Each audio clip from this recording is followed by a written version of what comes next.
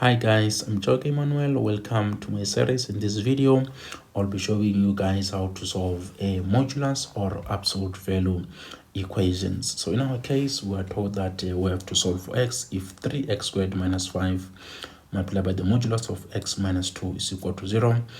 Please subscribe to the channel if you haven't done that. I want to show you guys how to solve for x in this example. So just because here I have the absolute value and I also have the x squared. So it's either I I convert the whole equation to be in terms of modulus, or I remove the modulus. So I'm going to show you two methods on how you can solve that.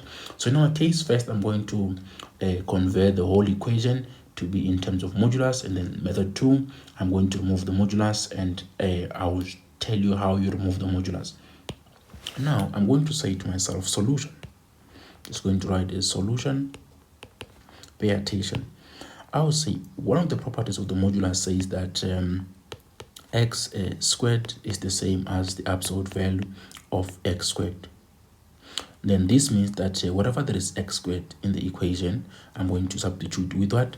With the absolute value of x squared. And then let's do that. We're going to have 3, and then I see x squared there. I'm going to substitute that with what? With the absolute value of x squared. And then now I'm still having 5, the absolute value of x minus 2, that is equal to 0.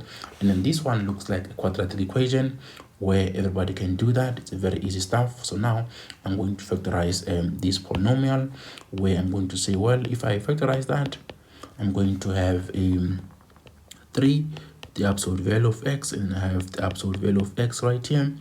And then now I have to factorize 2.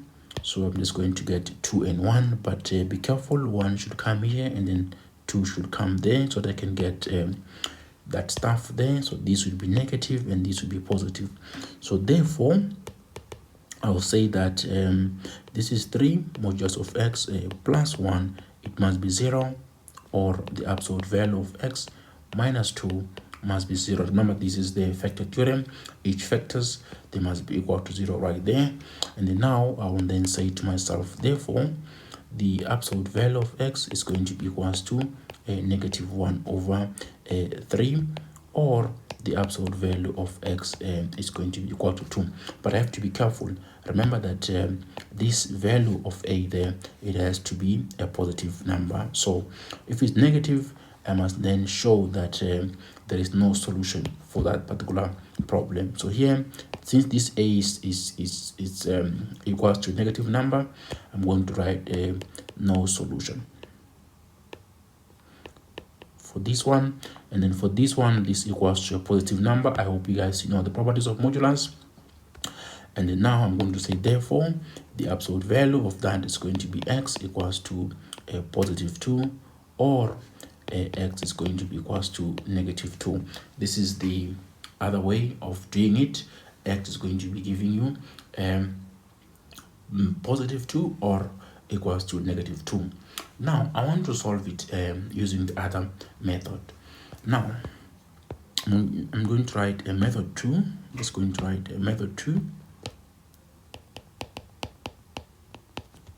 Be careful, you still have the equation that is 3x squared minus 5x. Okay, I'm just going to copy that. 3x squared minus 5, the absolute value of x minus 2 equal to 0.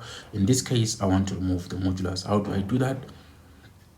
I say to myself, well, let the absolute value of x be equals to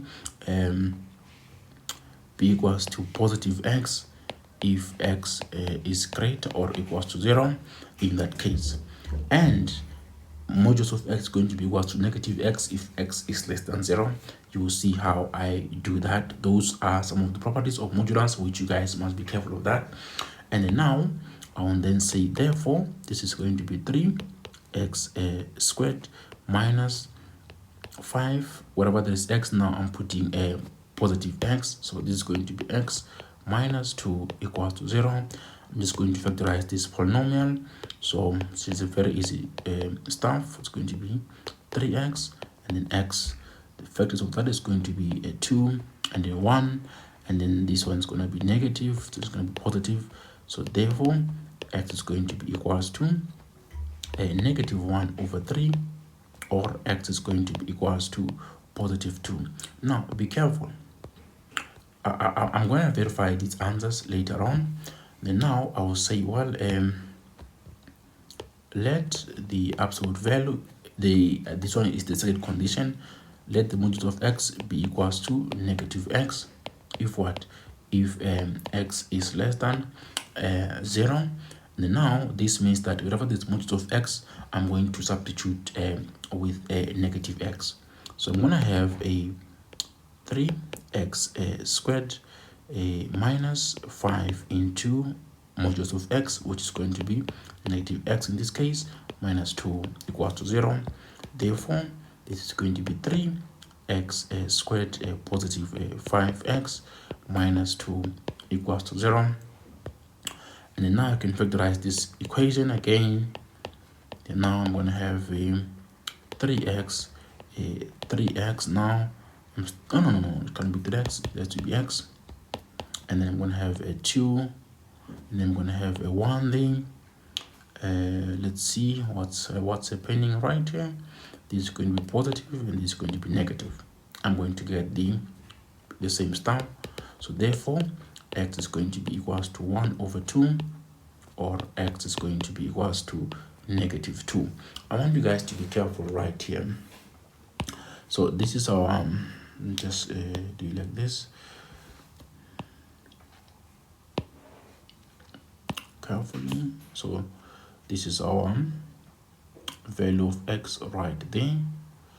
Just trying to highlight that for you guys. And then now you also have another value of 2 here, positive 2. What I will then do is I'm going to take this value of negative 1 over 3 and substitute it here in the equation. It must be true. For that equation, you must also take this one, which is positive 1 over 3, and plug it into this equation. It must be true. So if you work it out, you will see that these values cannot be equals to, they are not true, but positive 2 and that stuff, they do hold. So I'm just going to, because they're not that much clear there, let me just write it nicely. So x here is positive 2, and then here x is negative 2. So you still get the same answer when you work it from this method, and also when you solve it in that way. Now